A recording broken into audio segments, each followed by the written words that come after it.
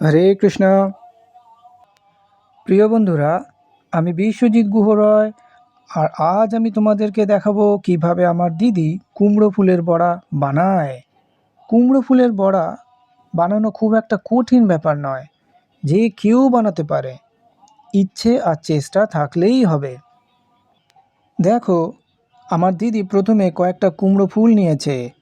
এই কুমড়ো ফুলগুলো দেখতে খুব সুন্দর, মানে আমার নজরে সুন্দর, তোমাদের নজরে সুন্দর না লাগতেও পারে।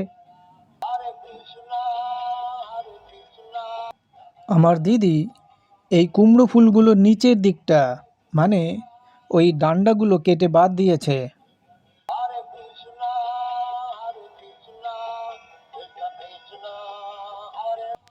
কুমড়ো ফুলের যে অংশগুলো বাদ দিতে হবে সেগুলো আমি তোমাদেরকে দেখিয়ে দিলাম, যেন তোমরা কনফিউজড হয়ে না যাও।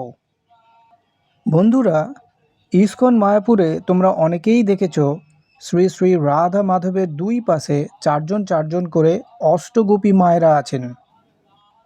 এই অষ্টগোপী মায়েদের নাম বা অষ্টসখী মায়েদের নাম তোমরা যদি না জেনে থাকো তাহলে আজ জেনে নাও। ললিতা, বিশাখা,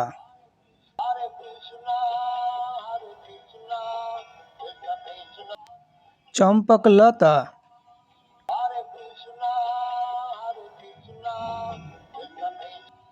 চিত্রা,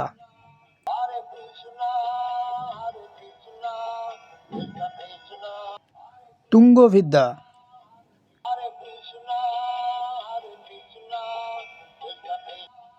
ইন্দুলেখা,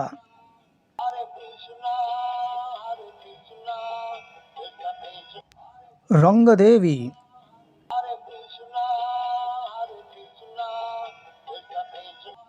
সুদেবী।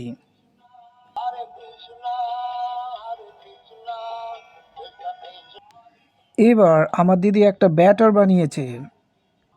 বেসনের সাথে সামান্য একটু নুন, হলুদ গুঁড়ো, কাশ্মীরি লাল লঙ্কা গুঁড়ো, ধনে গুঁড়ো, কালো জিরে, জিরে গুঁড়ো আর পরিমাণ মতো জল দিয়ে এই ব্যাটারটা আমার দিদি বানিয়েছে।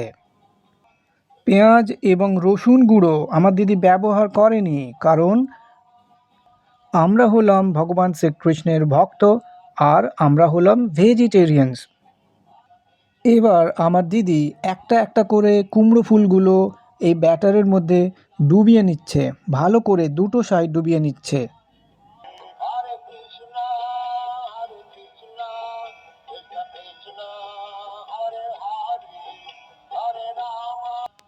ব্যাটারের মধ্যে কুমড়ো ফুলগুলো ভালো করে ডুবিয়ে নেওয়ার পর ওই ফুলগুলো আমার দিদি গরম তেলে ভালো করে ভেজে নিচ্ছে।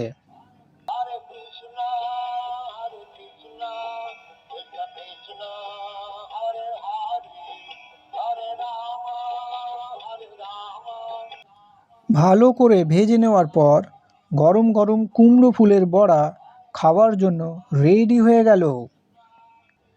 এতক্ষণে নিশ্চয়ই তোমরা বুঝে গেছো যে কুমড়ো ফুলের বড়া বানানো কতটা ইজি। ইচ্ছে আর চেষ্টা থাকলেই হবে। সবাই ভালো থেকো, আনন্দতে থেকো। হরে কৃষ্ণা।